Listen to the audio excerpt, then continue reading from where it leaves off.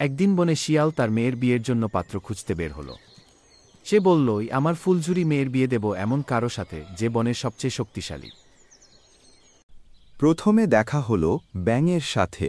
ব্যাঙ আমি যখন ডাক দিই গোটা বন জেগে ওঠে। শিয়াল খুশি হল, কিন্তু হঠাৎ ব্যাঙ লাফ দিতে গিয়ে পানিতে পড়ে গেল। না না, পানিতে পড়ে যে হার মানে সে শক্তিশালী না, সে আমার মেয়ের জামাই হতে পারে না। এরপর দেখা হলো বাঘের সাথে। বাঘ গর্জন করে, আমি বনের রাজা, আমার সাথে আপনার মেয়ের বিয়ে দেন। শিয়াল ভয় পেয়ে পেছনে লাফ দিল। সে মনে মনে ভাবল, এই রকম রাজা জামাই নয়, বিপদ।